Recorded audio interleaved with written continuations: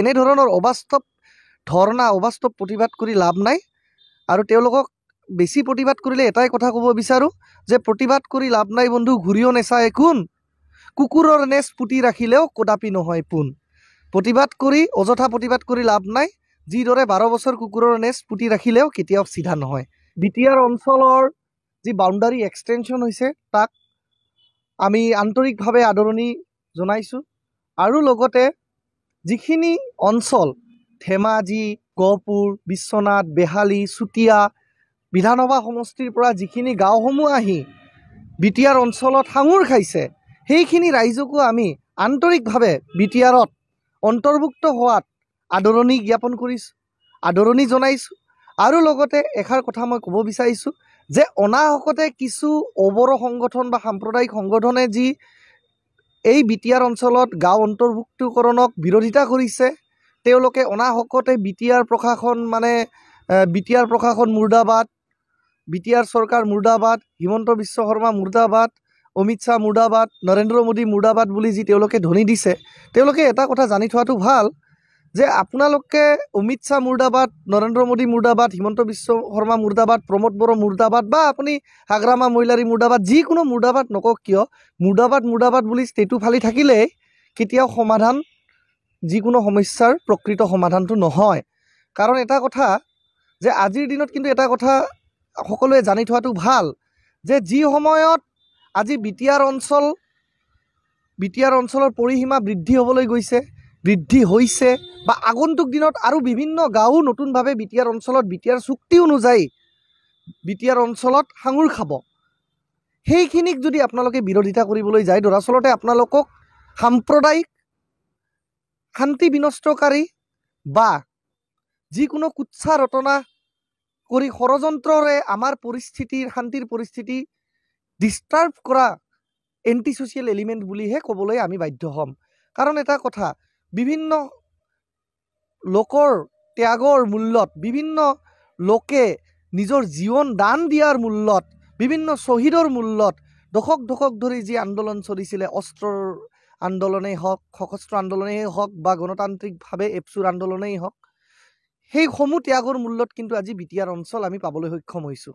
তাক আজি আপোনালোকে বিৰোধিতা কৰিছে, কিন্তু মোৰ পোনপটীয়া এটাই প্ৰশ্ন আপোনালোকলৈকে, আপোনালোকে আজি যিকোনো অঞ্চলত কোনোবা বাংলাদেশী অনুপ্ৰৱেশকাৰী, কোনোবা দাৰিয়ালাৰ তলত থাকি আপোনালোকে তাতে কিন্তু কুণ্ঠাবোধ কৰা নাই। যেতিয়া কমতাপুৰ অঞ্চলত সোমাব বুলি এটা বাতৰিত যুঁজা চলিছিলে, তেতিয়া আপোনালোকে অনা কোচ ৰাজবংশী বুলি কৈ কমতাপুৰ গ'বেক বুলি কৈছিলে, আনকি কমতাপুৰ হ'লে ব্লাডছেড হ'ব বুলি কৈছিলে।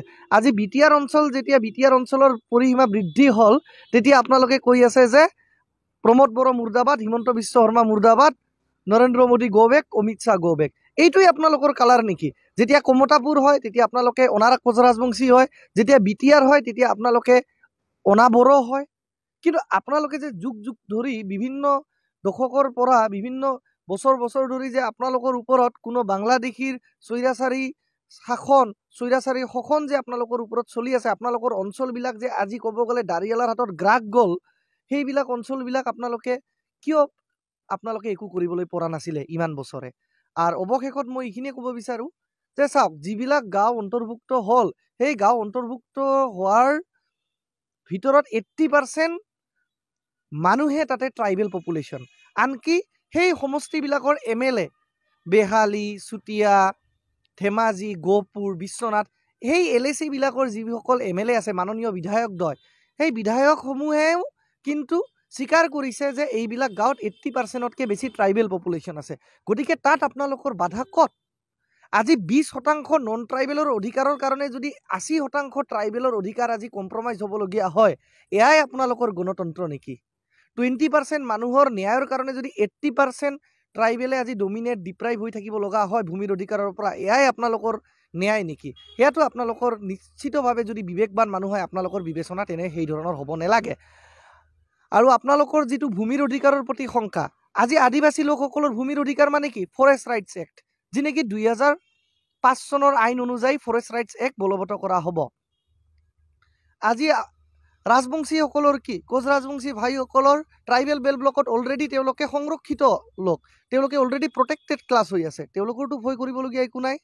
আদিবাসী লোকসকলে ফৰেষ্ট ৰাইটছ এক্ট হিচাপে ভূমিৰ অধিকাৰ পাব, তাত ভয় কৰিবলগীয়া একো নাই। শৰণীয়া, ৰাভা, কছাৰীসমূহেতো একে আমাৰ জনজাতীয় মূলৰ ট্ৰাইবেল মানুহ, তেওঁলোকৰোতো ইয়াত কোনো অসুবিধা নাই। তো ইয়াতে যোনে কুৎসা ৰটনাৰে ষড়যন্ত্ৰ কৰিছে নিশ্চিতভাৱে আমি ক'ব পাৰোঁ যে হয়তো কোনোবা বাংলাদেশী বা কোনো অনুপ্ৰৱেশকাৰীৰ পাকচক্ৰত পৰিহে কৰিছে। তাৰ বাহিৰে মই ভাবোঁ আজিৰ দিনত যি নৰেন্দ্ৰ মোদী ডাঙৰীয়াৰ নেতৃত্বত বিজেপি চৰকাৰ কেন্দ্ৰত চলি আছে আৰু এক সুদক্ষ আৰু ডাইনেমিক চিফ মিনিষ্টাৰ মাননীয় মুখ্যমন্ত্ৰী হিমন্ত বিশ্ব শৰ্মা ডাঙৰীয়াৰ অসমত ৰাজত্ব চলি আছে বা তেওঁৰ শাসনভাৰ চলি আছে, মিনিষ্টাৰে যেতিয়া ল' এণ্ড অৰ্ডাৰৰ শাসনটো ইমান বঢ়িয়াভাৱে ৰাখিছে, তাতে এনেধৰণৰ অবাস্তৱ ধৰ্ণা, অবাস্তৱ প্ৰতিবাদ কৰি লাভ নাই। আৰু তেওঁলোকক বেছি প্ৰতিবাদ কৰিলে এটাই কথা ক'ব বিচাৰোঁ যে প্ৰতিবাদ কৰি লাভ নাই বন্ধু, ঘূৰিও নেচায় কোন, কুকুৰৰ নেচ পুতি ৰাখিলেও কদাপি নহয় পোন। অযথা প্ৰতিবাদ কৰি লাভ নাই, যিদৰে 12 বছৰ কুকুৰৰ নেচ পুতি ৰাখিলেও কেতিয়াও